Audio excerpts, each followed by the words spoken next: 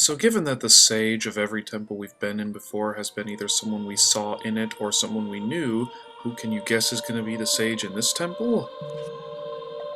Exactly. Princess Ruda. Was there ever any doubt? It certainly doesn't surprise me at all. It's odd, though, how they have all the people you knew at one point or another be the sages eventually. I guess it does make sense, but whatever. Ha, yeah, eternal love. Just exactly what I need. Once again, Link a little bit acted there like he was like, ew, eternal love? No, get the hell out, bitch.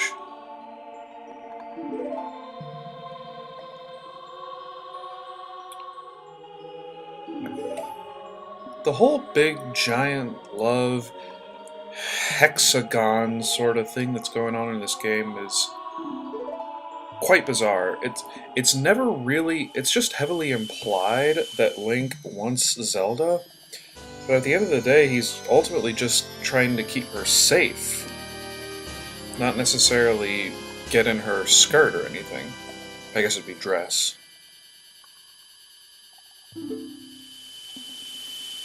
Go ahead, say something.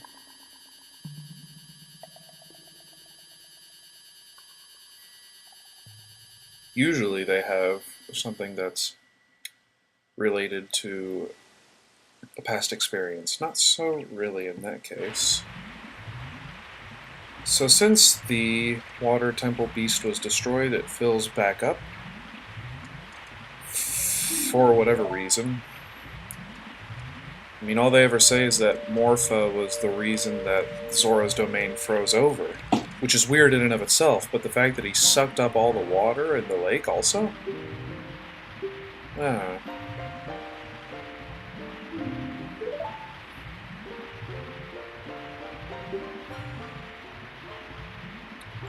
Together, we destroyed the evil monster? Excuse me, Princess Ruto didn't do shit. I was the one who towered over the monster Morpha and slain him with Master Sword, and I'm the one who went through all the frustration of going through the water temple and doing all the horse shit that we shouldn't have to do, and backtracking and all that stupid... Ugh. Well, whatever. Thank God Link can't look up.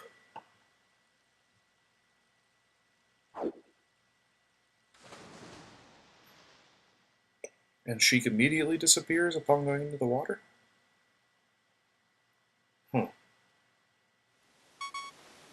Oh, thanks for not healing me, too. Nice as I thought. Here's something that's always fun to do. When the sun rises, you shoot it, and the fire arrows appear. A very interesting way to get the fire arrows, I always thought. I liked that about this game. How you get the arrows. They're not just like dungeon items. But sadly, they will only act as a trophy. I don't know if they stay there or not. But they will not be gotten by me.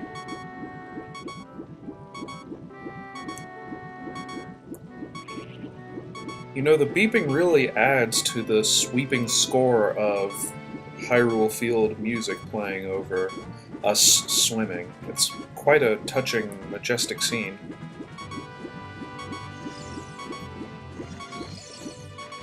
I hope to never have to deal with a stupid Tektite in a temple ever again. Blessedly, I don't think we do. But if I die right now, that'll be very sad. Of course it doesn't give me any hearts. Why would it? Scarecrow, we will continue to ignore. Come on, I don't want to hear any annoying beeping anymore. Come on. Thank you. That's something.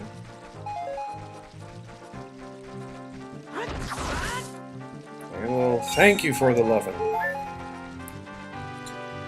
Now, before we head on to the next temple in our never-ending journey, we have to head to a different temple first.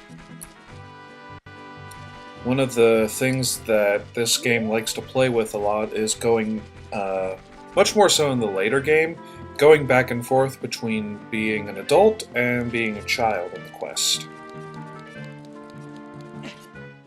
So however will we turn back into a child if we're adults already and it's 7 years in the future? It is actually a fairly simple idea. A simple way of traveling through time. Which is interesting. I do maintain that the Zelda games love playing with time. And it's a constant thought, who handles it better.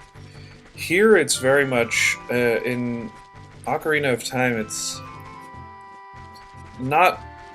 I argue that Majora's Mask is definitely...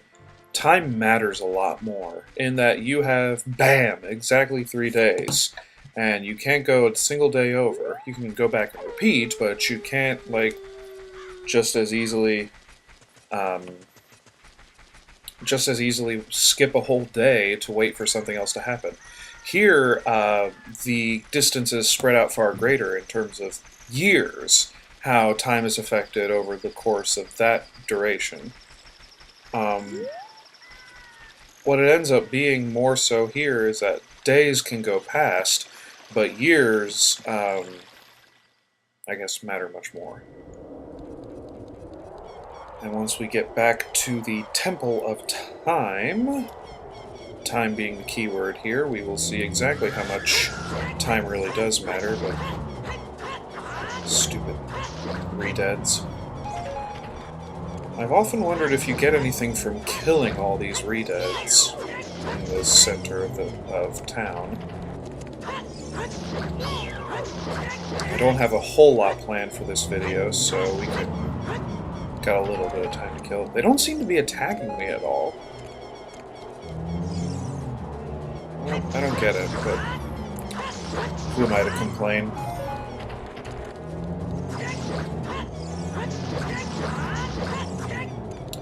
While this is going on, I will say I rediscovered a few DOS games that I used to play on the computer over the last few days. I installed DOSBox and have been playing a few of those, and it's always fun to go back and remember those and just have a lot of fun with the older games. Are there any left? They all disappear. And it looks like I wasted a lot of time. Excellent. Speaking of time. But anyway. DOS games. Yeah. Picked up Commander Keen again for the first time in what feels like centuries. Same with the original Duke Nukem games. God. So much fun playing those. Before I had any real systems, we just had the computer. Everybody should play those. It gives you a real respect for how gaming has developed since then, controls being as goofy as they are. So now that we're back here, Sheik will tell us a few things that we need to know. And Sheik gets around. First he's in the forest, then he's in the mountain, then he's in the Zora's domain. You figure he's just waiting for you? Like, he seemed to go straight from swimming in Lake Hylia to being right here in the temple.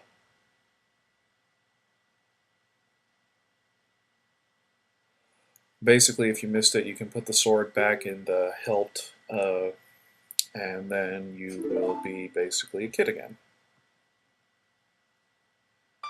Which gets to an interesting idea of, if you go back and forth so quickly, would it or should it really affect you in any negative way? Time is something that's always been stressed as not to be tampered with, but you figure if you know all this stuff now, you could go back in time and back to the day before Ganondorf rides off in the distance and grab your slingshot and shoot him, nail him right in the temple and knock him out in his head, but I suppose that's not the case. Or tell all the guards, hey, I'm going to go into this and get the Master Sword, and shit's going to go down, and she just used a light attack, from the looks of things. Well, whatever. But before we do this, I just came back to learn the song, and we'll do something with it in a minute. Yeah, we'll traverse back through time in a little bit. I want to show this part. The next part you have to go to is, in fact, Kakariko Village. There's not too great of an indication of this, outside of the fact that you just have to know. But I don't think I can hookshot all the way over there. So... But the reason I do this is because there's something interesting about this part of the game that is kind of funny to show, in my opinion.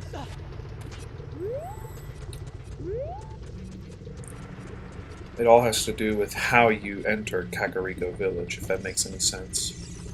It will make sense in a little bit.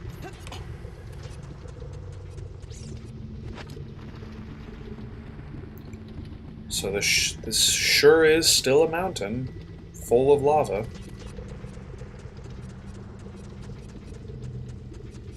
And I will not show it, but all the Gorons are back safe and sound in their town.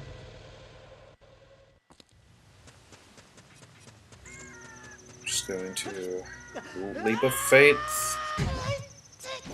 And I guess he doesn't roll from that high a distance. I'm gonna Skulltula for no reason.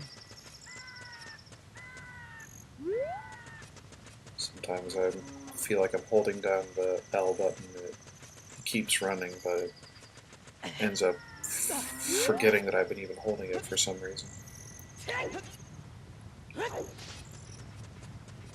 So we're scaling down the mountain, scaling down the mountain. We'll be scaling down the mountain. We come. But that distance is perfectly fine to fall from, of course. Red Tektites ignoring you. So we go in through Kakariko this entrance. And everything looks normal, right? Still looks like Kakariko Village, except it's kind of a downpour right now. Thunder and lightning and rain. Which is a bit odd, and there's not really anybody here. Heavy rain. And the well and everything. It all looks normal, of course. But there's something amiss about it. If you go in through that entrance, it just looks like this and nothing happens. So we're just going to act like nothing at all has happened and we're going to leave.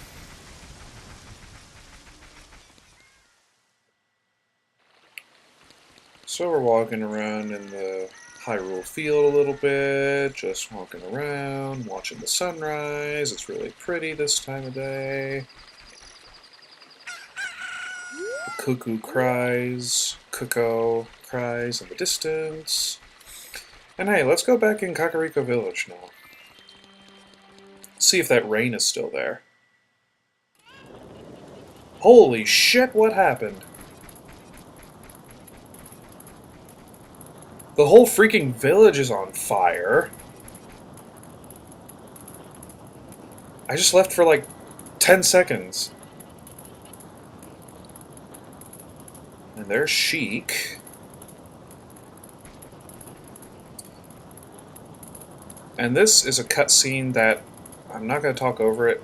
I have to admit, it is kind of creepy.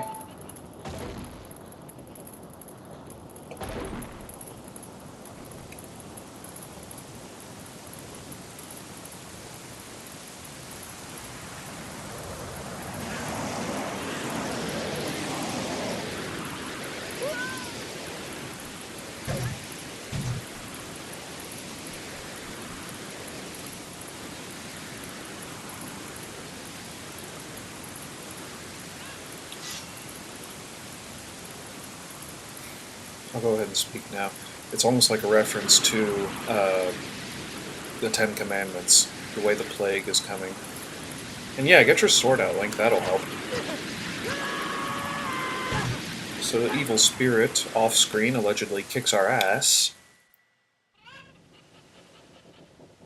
And we wake up and it's raining, but the fire seemingly has been put out, somehow.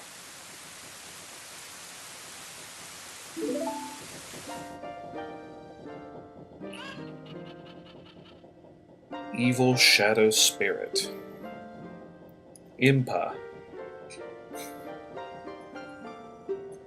What's interesting about this part is that Sheik rather, doesn't really give a prophetic speech. Instead, he just acts all stressed, like having exclamation marks at the end of his dialogue. He never does that. And yeah, spoiler alert, Impa is one of the 6 sages. Thanks for doing that, dick.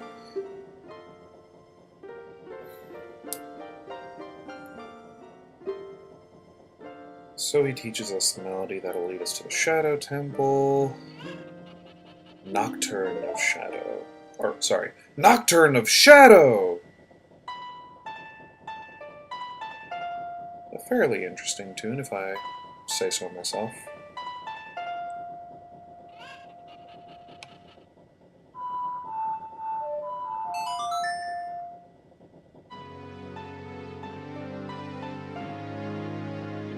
Had to zoom in on Sheik's posterior there. Again, I maintain another obvious fact that Sheik is obviously Zelda.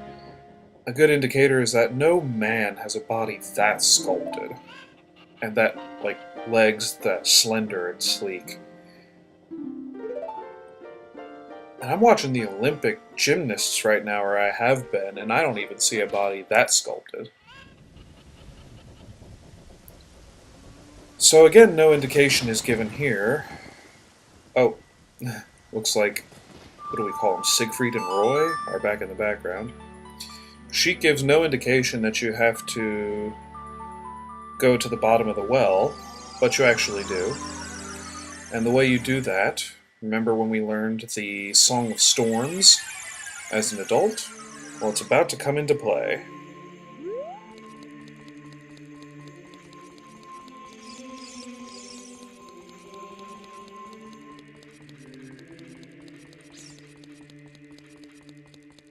And now we make the transition back to our youth.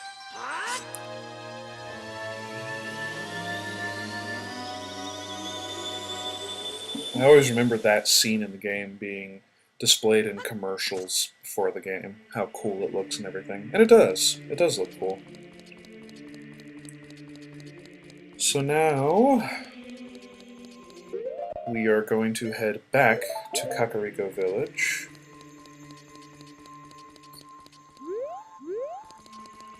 Except before we do that, we actually need to swing by and get something that we do. One of the things that otherwise would not be, you're not allowed to get it in a challenge run, sort of in Master Quest much more so, but even in this game you really need one of the fairy upgrades. The first one was just a magic meter in general, and she mentioned, if you remember all the way back when we got the magic upgrade, she mentioned to visit a friend of hers in and around the palace courtyard. Do you remember the suspicious-looking rocks we visited before? Well, time to blast that shit open.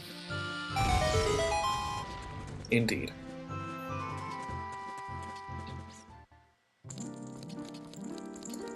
So we get to see the very unsexy character herself again. I played it wrong. Yay for me. Odd, you'd think after playing it 20 dozen times in the water temple I'd know how to play it well by now, but I guess not. Gosh, she howls like a banshee. I never understood that aspect of the interpretation of the fairy in later games.